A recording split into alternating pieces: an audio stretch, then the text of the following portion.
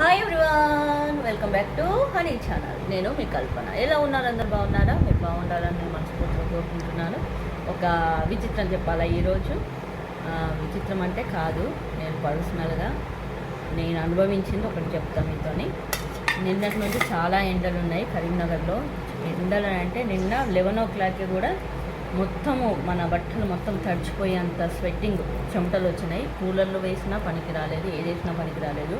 ఇలా ఉంటే పాపం వృద్ధులు, ముసలి వాళ్ళు, పిల్లలు వాళ్ళు ఏమవుతారో అని నిన్న నైట్ నుంచి నేను కొంచెం చాలా ఒక రకంగా మనోబాధ పడ్డాను అనుకోండి.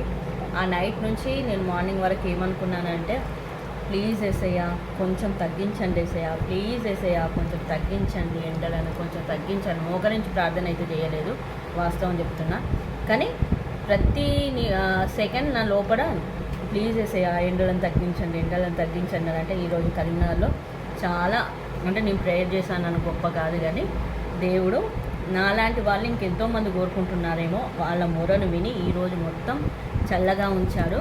ఇదే వెదర్ కోసం మీరందరూ ప్రార్థన చేయండి. ఇప్పుడు వెదర్ని చూడండి, కరీంనగర్ వాళ్ళు ఇప్పుడు వెదర్ని చూడండి.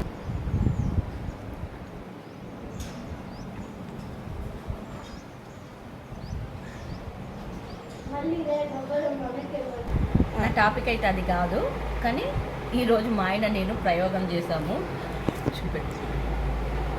మా ఆయన నేను ప్రయోగం చేశాము. ఏంటిది? పొద్దుపోతలేదు, నిన్నంతా ఫ్రూట్స్ ఉండే మంచిగా తిన్నాం, చాలా ఉండే తినేది ఇంట్లో. ఈరోజు అన్నీ అయిపోయినాయి, నిన్ననే తినేసినాం కదా, అన్నీ అయిపోయినాయి. ఏం చేద్దాము? ఇంట్లో నువ్వులు, పల్లీలు, బెల్లం, బాదం ఈ 3 మాత్రమే ఉన్నాయి. వాటితో బెల్లం పాకం బట్టి ఇది ఉండలు కట్టడానికి ప్రయత్నిస్తున్నాం, కానీ దీనిలో కొంచెం ఏదో ఫెయిల్ అయినట్టున్నాం. ఇది సరిగా ముద్ద రావట్లేదు. కాకపోతే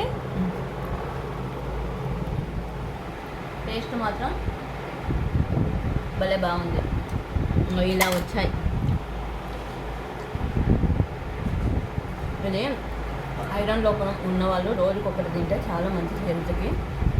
ఆ ఉద్దేశం గుర్తుకొచ్చి ఇవి చేస్తే హెల్త్కి కూడా మంచిది కదా, బయట తినేదానికంటే ఏ మంచిది కదా అన్నది మాకు నేను ఆలోచన చేసి చేసిన చిట్కన ఒక దాదాపు 10 minutesలో అయిపోయిన నువ్వు బాదం పల్లి లడ్డు. ఎలా ఉందో? బాగుంది టేస్ట్. ఉండలు మాత్రం రావట్లేదు, కానీ టేస్ట్ మాత్రం చాలా బాగుంది. మీరు కూడా ట్రై చేయండి, ఓకేనా? Like and share and subscribe మీ. Bye bye.